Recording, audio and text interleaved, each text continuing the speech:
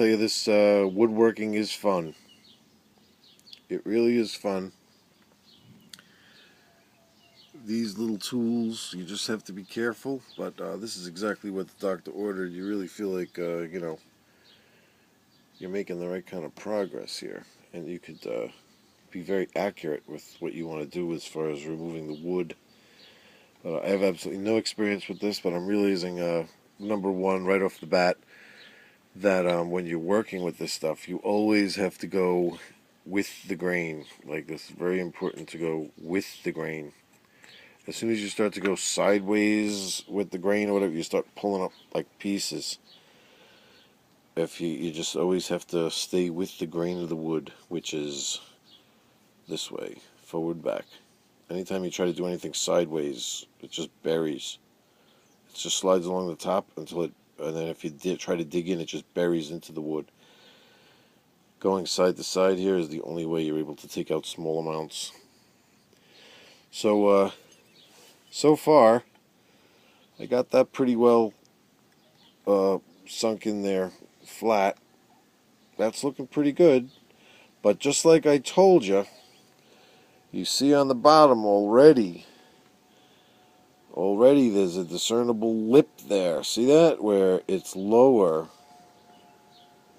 than the stock. See, now, if I were to relief all of this, like cut into here, if I were to cut into here to start moving this down, you say, well, what are you going to use clay? Just keep sinking it in, sinking it in.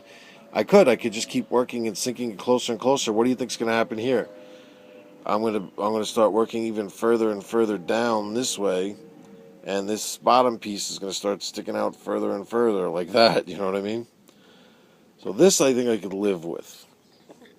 Being that that's now flush, if this was filled with clay, it's only a small amount over here. I could probably even manipulate this butt plate enough to get rid of that.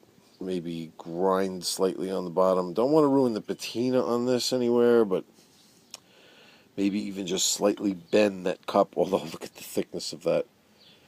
But, the stock went up for me because I got my serial number in here. So this is the original stock. Here's the handguard original serial number in the handguard. I mean, so somebody did butcher the original stock. Wasn't me, but it is original. And, yeah, you just, oh, interesting too, there's a date on here, 1201, and that does coincide with the serial number that I read up online, that it's from 1901, and there's a date inside the stock, 1201. Yeah, this thing is super strong, but maybe could just get that bottom lip bent up just enough where it matches up. Although, it isn't really off by that much. But it is noticeable to me. See how it goes.